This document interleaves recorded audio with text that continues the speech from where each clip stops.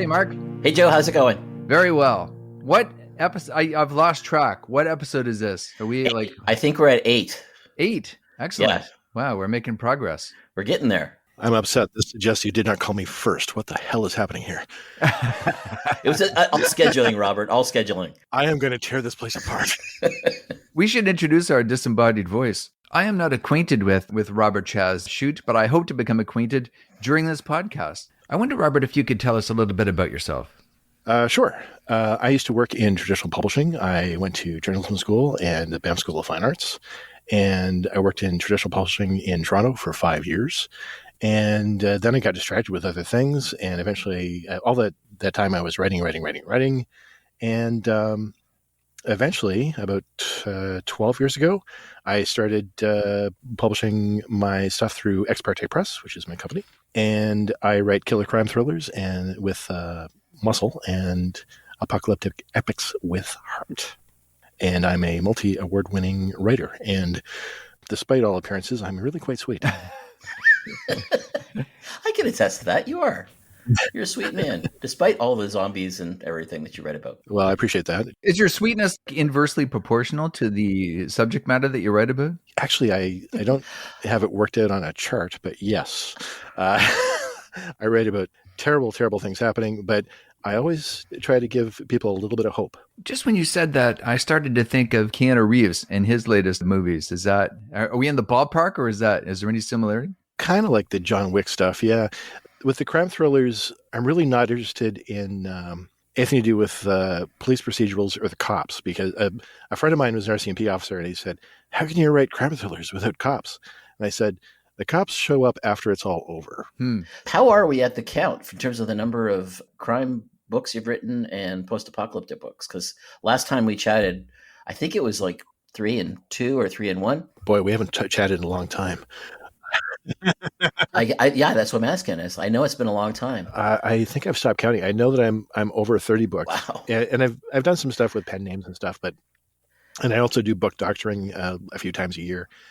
But what I notice is somebody will be talking to me about one of the books from 2013, 2014, and I'll go, "Yeah, I should really write a sequel to that." But on the other hand, I can't remember the name of the protagonist now. I've moved on. I am very impressed with that count. That is, how do you do it? Okay, well, productivity. There are so many things to say about that. One thing I would say is that at the beginning of my career, it was a bit of an illusion because I had been writing a whole lot, and I'd worked in the traditional publishing industry. And the truth was, I wasn't really all that impressed with my colleagues. There were some nice people. There were some smart people. There were some people who weren't either of those things. And when I got into publishing, I had this really romantic idea of it being witty conversation over cocktail parties. And then I went to the cocktail parties and they weren't witty. And so I kept on writing these manuscripts while I had a day job, and I had control of my time because I was my own boss. So I haven't had a boss since 1991, because I do not recommend having a boss if you can avoid it. And I had a routine where I would go to the coffee shop and I would write until the battery on my laptop died or until my butt got sore. And so I would do that every day. And so at the beginning of the career, it looked like, oh my God, this guy is incredibly prodigious. It's just that I'd been writing for several years and I had all these manuscripts. I had a couple of trunk novels that will never see the light of day because, your first books tend to suck. As things improved and I got some positive feedback from my beta team and editors and stuff, I realized that I could actually put them out somewhere. So I went to a writing conference in Vancouver in 2010, I guess. And I met my first person who was only reading ebooks. And I saw Kevin Smith in Kitchener, the director, and he inspired me to go, he has this thing about the Gretzky thing about you don't go where the puck is, you go where the puck is going. Mm-hmm. And I saw that publishing is where the puck was going. And you could be much more flexible. You could have control over your own stuff. And I have a problem with authority. So it was a good idea for me to have control over my own stuff, not have a boss, and put out the stuff. I hired my own graphic designer. I hired my own editors. I had a great beta team behind me. And I was very confident in the stories I was telling. And I'd won some awards by then too, because I'd written a bunch of short stories and stuff. So I started putting a whole lot out. And so it was the routine of writing 1,000 to 2,000 words every day. And it was just as simple as that. So write until your battery dies on your laptop. Do that every day. And in 12 years, you'll have more than 30 books easy. And actually, in the last year, because of COVID and some health issues, I've actually eased back quite a bit, which I don't recommend anybody in this business try to rest on their laurels, because that is actually what I've been doing. But I wrote a masterpiece, and then I sat back and went, well, that should do it. I could relax now. And I have other things I need to do. And that masterpiece is called Endemic, and it's won the first place in the Hollywood Book Festival, the first place in the New York Book Festival, the Literary Titan Award, and right now, as we speak, it's in the semifinals for the North Street Book Prize. So I thought, okay, I can ease off. And now, with the switches that are happening in the industry, problems that are happening at Amazon right now with glitches, and well, it's not a glitch; it's planned failure is what they're doing right now. I'm going to be switching more to audiobooks and getting back on the horse and producing more books. I've been a bit focused on my health for the last year, and that's improved a lot. So I think it's time to get back on the horse and look more productive again. And I have these a steady stream of book doctoring projects, which keep me busy as well. I've actually been working on other people's dreams. I have 3 books in the last year that I've done some book doctoring on, or done the book doctoring on. I have an editor that I work with that helps me out in Texas as well. My editor is amazing. It's Gary Strawn from strawnediting.com. So I'm looking forward to the new year, getting back on track. I want to produce my own audiobooks. I thought about that a couple of years ago. Gee, what happened in the beginning of 2020? There was something that made me agoraphobic. Oh, yes. The plague. So, and actually 2021 was a very productive time, because that's the time that I focused on writing Endemic, which is all about a former book editor come urban farmer who's trapped in New York during a viral plague, which is ending the world. That's I think my favorite dedication of all my books. Most of my books are dedicated to my kids or my wife, because, you gotta, and they deserve it. They've been very patient. But for Endemic, the dedication is for all those who are pushed around against all those who do the pushing. Nice. And that's lovely. I like that. Yeah.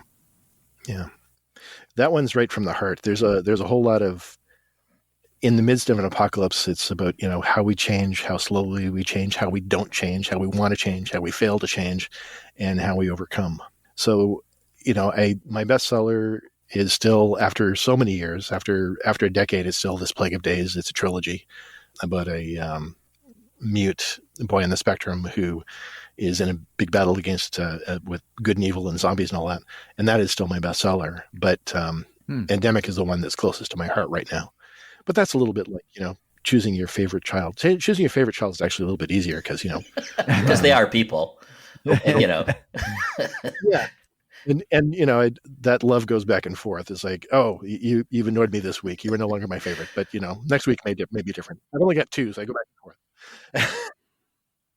Okay, do you want to break the bad news to Robert Mark, or shall I? What's that he has to give us?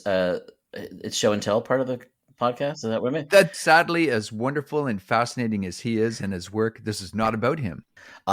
Inconceivable. I don't think you understand the meaning of that word.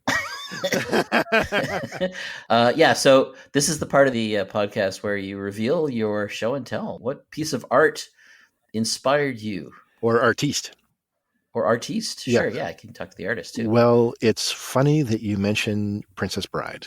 I am a huge fan of William Goldman. I've learned a lot from Stephen King. I learned a lot about structure from Stephen King. I learned a lot about pacing from Blake Crouch. If you haven't read Run, Run is an excellent lesson in pacing because it's just a tumult. But William Goldman, people will often think of William Goldman as the author of The Princess Bride, as a screenwriter, Princess Bride, All the President's Men, Marathon Man, Butch Cassidy and the Sundance Kid, a plethora of other stuff. Year of the Comet is kind of the one that missed. But he is a brilliant novelist. And people don't know that when he was alive, I believe he was the best American novelist alive. Hmm. And I remember being on the 28th floor of my apartment building in Toronto at Sherbourne and Wellesley. It was a summer night, and I got to the end of Color of Light, which I believe is the best novel ever written, and now out of print. And he got me on the last page, and I threw the book across the room going, he got me again. Because I do what William did, which is this. I want you to feel comfortable. As a reader, I want you to think that you know what's going to happen next. And then I'm going to pull the rug out from under you, and you're going to love it. William Goldman was a master of that. He was funny. He was sharp. There was never any DX machina where something would happen that wouldn't make sense. But when it comes down to the end of it, you look backward and it all makes sense. You see the breadcrumbs. You go, oh, that was inevitable. And I did not see it coming.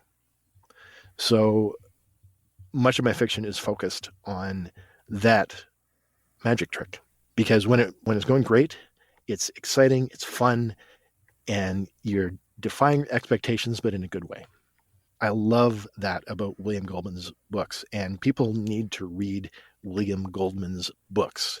The movies, fine, enjoy the movies, but if you read his books, you will learn so much more about writing than any writing class. It is a clinic in how to pull readers in, hold them, surprise them, and make it so much fun. There's heart, there's jokes. He also wrote some nonfiction, which is really worth reading, certainly, but his novels are just captivating. And that is what I do. Huh. Okay. So what if you're going to give us like 2 or 3, which ones? Because I think I've read The Princess Bride, because that was a book first, right? Before it was a movie. It's just, the movie was so good. It's hard not to think about the movie, but. Yeah. Princess Bride, The Color of Light. Actually, those 2 really stand out for me. There's Temple of Gold. How about Marathon Man, Brothers? Oh, I like Brothers more than I liked Marathon Man, actually. Yeah. Brothers is the follow-up to Marathon Man, which unfortunately nobody knows about. And at that time, when I read the book, all I could picture was Roy Scheider being that brother. Yeah, Brothers is an excellent choice. I believe that novel was suppressed by the American Dental Association. Well, actually, William Goldman told a funny story about that, how people would leave the theater during the dental torture scene. And I think I might have. It's pretty uncomfortable to watch or read about. William Goldman was such a funny character, too. I remember a story where he was in a meeting in Hollywood, bigwigs, producer, director, actor, and they were being difficult. You know, I've got this anti-authoritarian streak, so this appeals to me immensely. William Goldman listening to their notes and thinking, oh, this is stupid. This is crazy. I know what I'm doing. They don't know what they're doing. And he stood up and he said, gentlemen, I am too old and too rich to deal with your bullshit. And he walked out. Nice.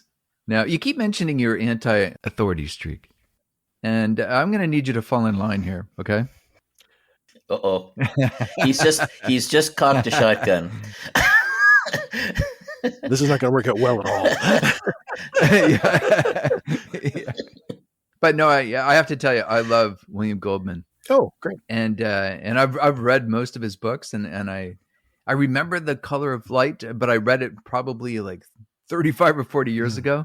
And I need to reread it. I've actually been rereading a bunch of my favorite books lately. I don't know why, but and discovering, I think, as we all do, that when you reread them, they're completely different books than when you first read them. So, do you reread William Goldman books then? I have reread The Color of Light fairly recently, like a couple of years ago, I think. It's just there's so much to read that I don't tend to reread anything, and I try not to rewatch anything, because life is too short. And it never hits you the same the second time, because the book hasn't changed, but you have. So when I was like, I don't know, 18, 19, 20, The Way of the Peaceful Warrior, I thought, oh, wow, that's, I was into martial arts, and it just hit me just the right way at the right time, and I loved it. And I tried to revisit it at 27 or 28, and I thought, oh my God, this is trite. This Huh. this Huh. did not travel well. Well, but what interests me is the work that does hold up, because sometimes you do reread something and it's just as good as when you read it before, or better, or you just get something else out of it. That's true. I guess the problem I have with that is I have a really good memory, and so it doesn't come back as fresh. Okay. I just recently rewatched the final 3 seasons, I think, of Boston Legal. Enough time had passed where it was fresh enough where I could enjoy it again. So yeah, I'm a bit like you, Robert. I'm the same way. I can tend to remember plots and characters pretty well. So especially, it sounds like Golding is like, what he's doing is he's setting up an expectation and then twisting it. So if you remember the twist, then it's not quite as much fun. Now we got to be clear here, and I'm sorry, I'm gonna embarrass you, Mark. That's fine. William Goldman, not Golding. Goldman, sorry. I've only read the one. So I want to know, for the other listeners who haven't read Color of Light, what is that about? What's that book about? Because I'd like to read it now. I think one of the things that really hit me, because it felt like, oh, this was written for me. It's about a young writer. And it follows him. There's a murder mystery in it as well, but it's about the climb. God knows, we're all on a climb, man. Writing is such a tough business. And for anybody who's listening to this who is a creative, one of the bits of advice, the bits of wisdom dripping from my teeth, is that people will tell you that you have to develop a thick skin. And I'm here to tell you that is nonsense. You're a human being, and there's no such thing as developing a thick skin. You might go numb. You can develop defensive strategies, like when you get a bad review, you go, oh, well, that's a situation where somebody's telling me they're stupid, or they're telling me they're stupid. And it's funny, I just covered this on one of my TikToks. I said, if I had to do it all again, what would I do differently? One of the things was do pen names. Because if somebody doesn't like your pen name, you go, oh, too bad for that guy. Or that woman. Because you have that distance from it where they're criticizing your pen name. They're not criticizing you. Mm-hmm. Now, that said, of course, most people are thrilled with my work who actually read it. But there's always going to be those trolls on the internet. Just last week, I was reminded of that because we lost a major contributor to the horror genre. Jay Wilburn passed away. And I did a quick note on my TikTok of Jay Wilburn has passed away. Check out his books. He contributed a lot to the genre. If you're into horror, he's your guy. Support the family, that kind of thing. And the next day, there was a comment from a troll that I instantly deleted and blocked that said, I'm guessing you got the jab, and crying laughing emoji, crying laughing emoji, crying laughing emoji. We live in a dark, dirty world. Yeah. So this is why I am simultaneously bent on vengeance and I hide in my blanket fort constantly. Yeah, guys, this is a tough business, but there is so much joy. And I have a little fan group of people who do support my work. And I'm in the group daily going, hey, here's a funny thing I saw. Here's a funny thing I read. Here's a joke to start your day. Here's a GIF I like. Here's a meme, blah, blah, blah.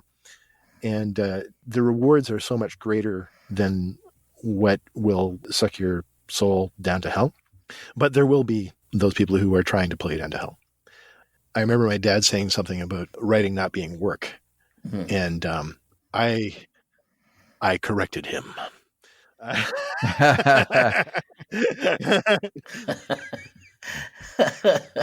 Even William Goldman referenced that himself. Mm-hmm.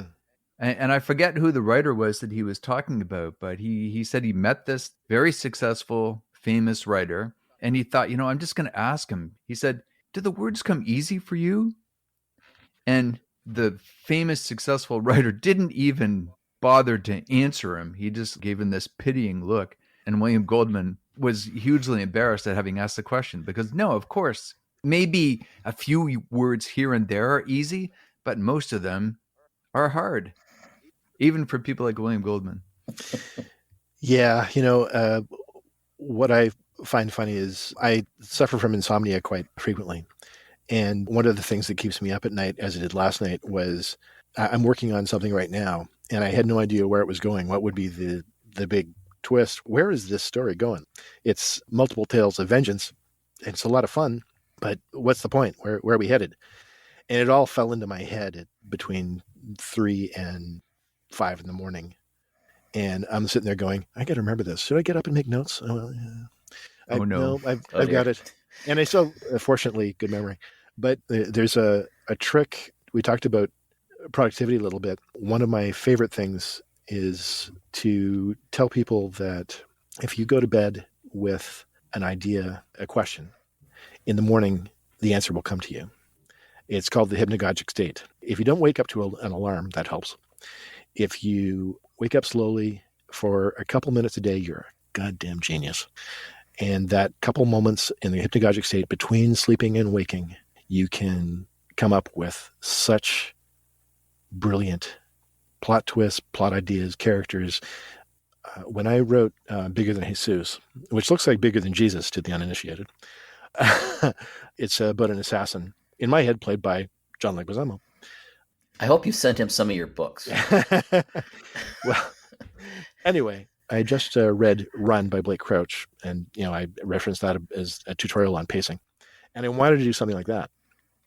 And I wrote Bigger Than Jesus from idea to execution to publishing it.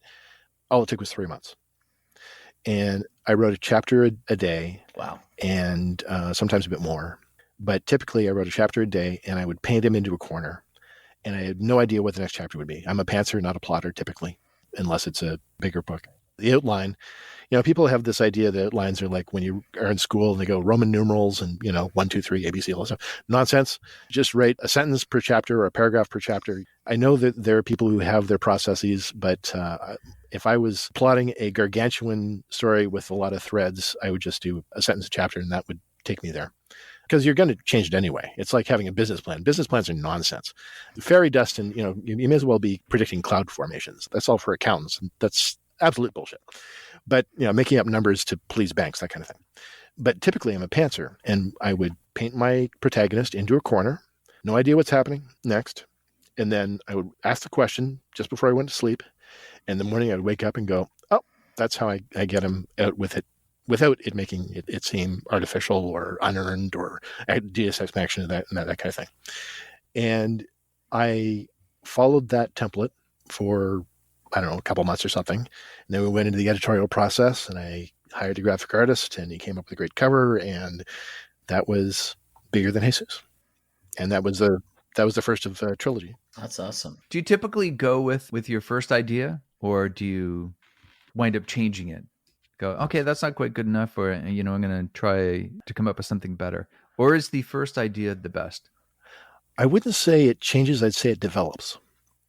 So just like last night, I had it was almost like writing short stories. And that's one thing that some people do, is thinking of each chapter as a short story, and then you connect them. That can make things a bit easier. I think that came from the author of Fight Club, actually. Chuck Palahniuk. Yep. The last name nobody can pronounce or spell.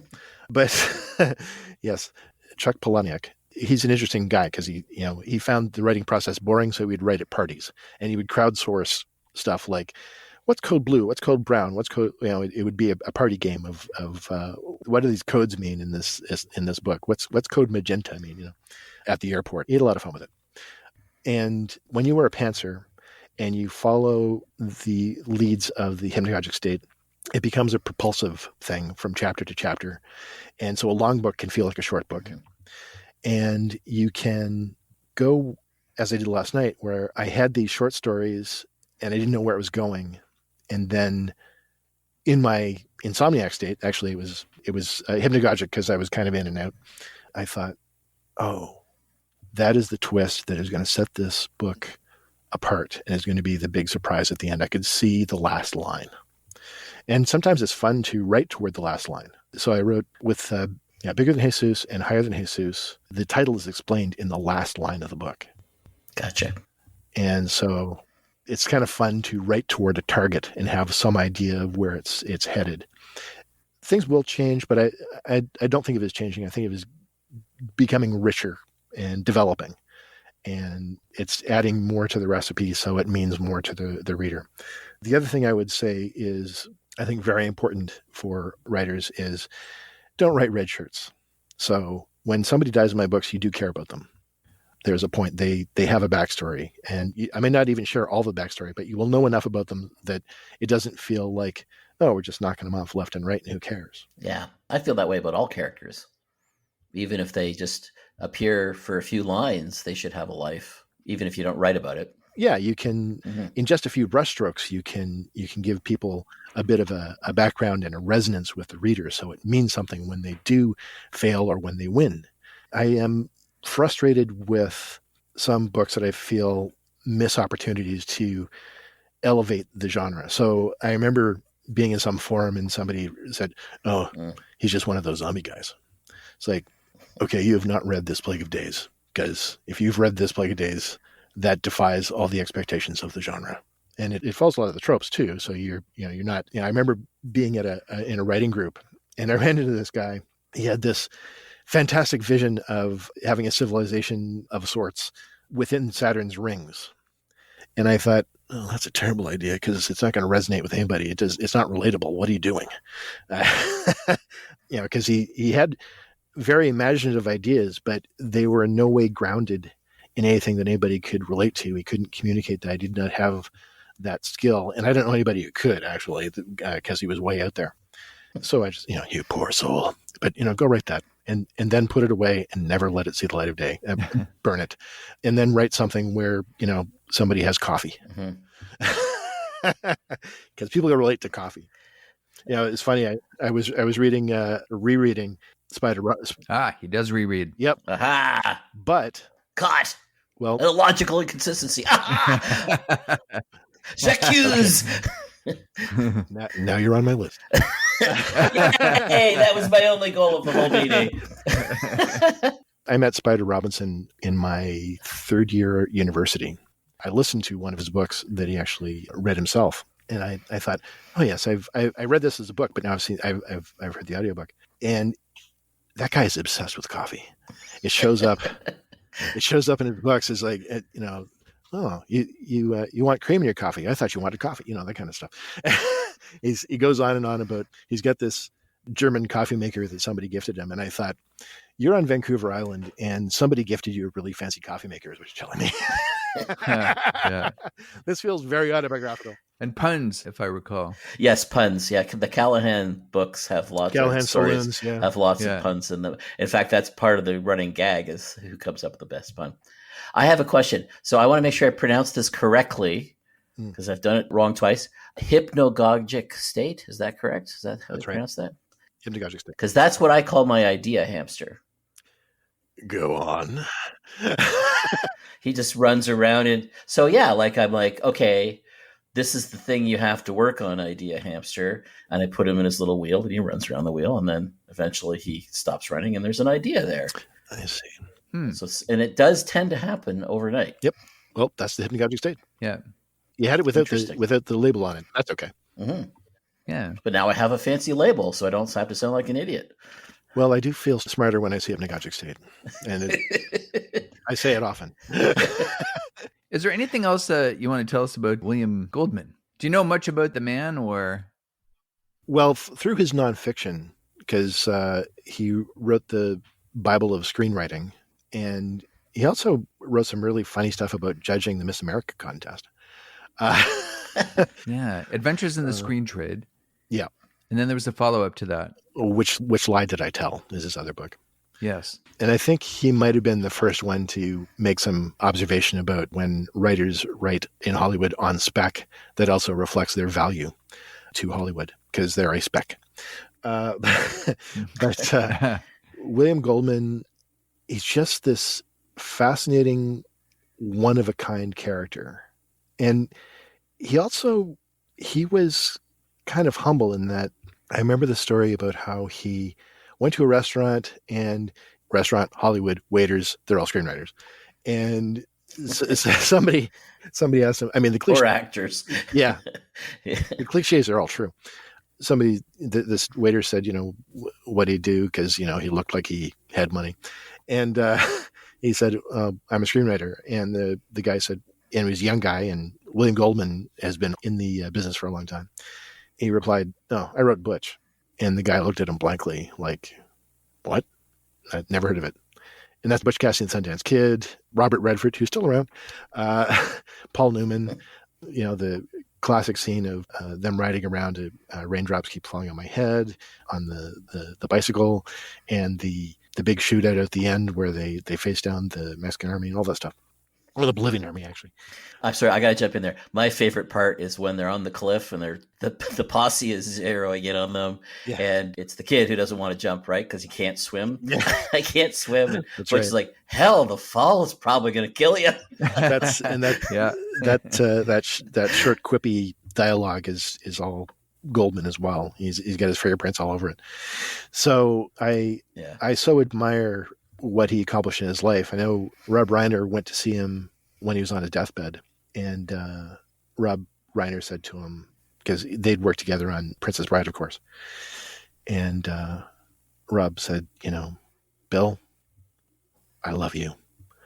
And William Goldman looked up at him and said, fuck you.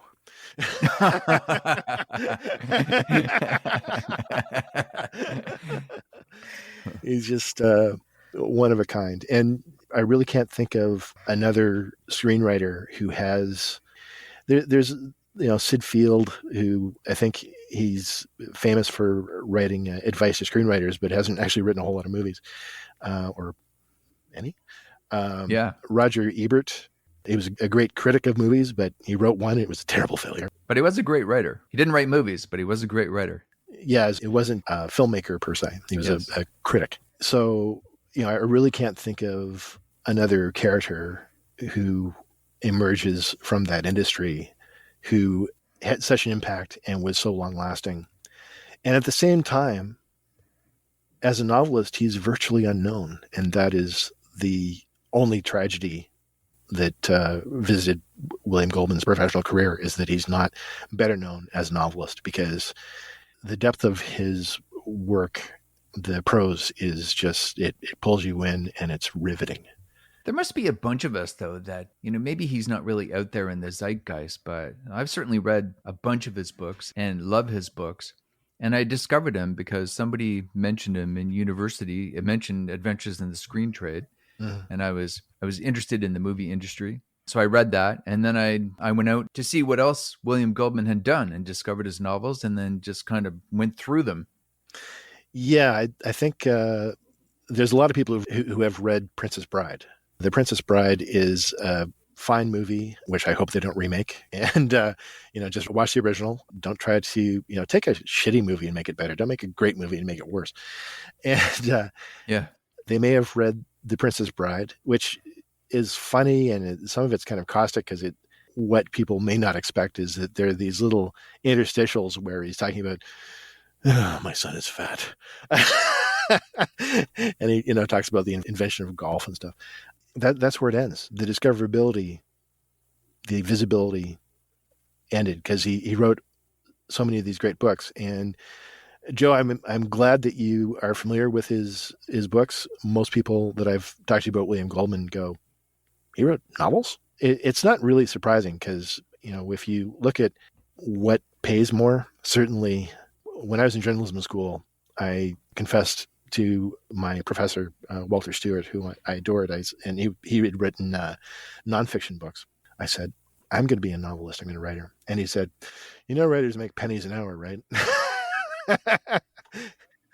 Why do people say stuff like that? Because it's true. Typically, it's true. I would say a lot of journalists are frustrated novelists. I would say that the man had a heart of gold, and it was a fair warning. Yeah, that's probably true. And the thing is, I was going to do it anyway. I mean, so it didn't matter. And if you are that easily discouraged, you're not going to. I mean, there are plenty of people who say, I'm going to write a novel someday. As soon as I get through with this engineering career and stop, building bridges or whatever, I'm going to sit down at a typewriter. A typewriter, really. And, every writer has met somebody at some kind of social function, or they find out what you do and they go, I have a book in me. And I think that's probably where it's going to stay. because, they're like my dad going, well, it's not really work, is it? It's not necessarily true, though. One of my favorite comics is a guy's on the operating table, and the surgeon has like a pair of tongs with a book in it, and he says, "By God, he did have a book in him."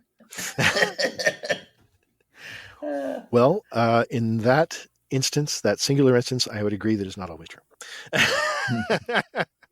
But yeah, people underestimate the work. And, it's true. Any occupation that doesn't have a machine with a red light flashing on it, where anything that is low tech, everybody thinks they can do it. Like, my wife is a brilliant psychologist, and because it appears like she's just sitting there talking to people, and go, I could do that. I could sit there and talk to people. And then, I happen to know that, she's dealing with, well, I've got the suicidal kid I'm trying to save. It's like, oh, the stakes are, like, at one point I thought, being a psychologist, that would be a sweet gig, but I would only want to deal with a worried well. There's a great line from Frasier. I think the best line from Frasier is Niles, of course. He says, as a psychiatrist, he loved treating lawyers because they have excellent insurance and they never get better. That's great. And it's funny what you say about writing books, how it appears easy, but it's really hard. Even now, I suffer from the delusion that I always think that the next thing that I'm working on is going to be easy. And it never is. Always takes far longer than I think it will take. Yeah, and I must confess that I suffer from shiny trinket syndrome, right? I have a new idea. I could follow that new idea. I mean, I'm in the middle of this other idea. Like, I could write this. I wrote a bunch of chapters of kind of a fantasy kind of thing, like a Game of Thrones kind of deal. And then I had this idea about, what about Fight Club for women? What about writing a story of vengeance where the underdogs finally fight back? That's in my wheelhouse. I could do that. I want to do that. I got to do that right now. The sword and sorcery, the sword thing, that can wait. But I got to write this thing right now. And so that's what I'm working on right now. Well, there's lots that I could write, but I'm afraid that I'm going to be spending all of my time editing podcasts, which is why we're going to end here. You're saying that you're cursed. I understand. I've had a lot of podcasts in my time, and you have my sympathy. Thank you, Mark. Any last words or? Oh, just you're talking about people having books in them, and that made me think of the Marx joke.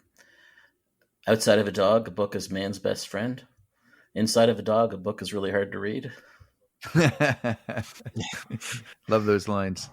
Like, time flies like an arrow, fruit flies like a banana. Yeah, people don't know Karl Marx was pretty funny. That's right. Robert, any closing thoughts? Well, I should, you said that you had 6 listeners, and I'm going to make it 7, so I need to do this. Anybody who wants to find my work can go to allthatchazz.com, Chazz with 2 Zs, 2 Zs if you're nasty. And that's where you can find links to all my books, the apocalyptic epics with heart and the killer crime thrillers with muscle. And go read my work. And at some point, when you're stuck, go read some William Goldman. I'm not sure that my mother's going to do either. But thanks for pointing that out. She's on my list. On that note, thank you guys both very much. Welcome. That was fun.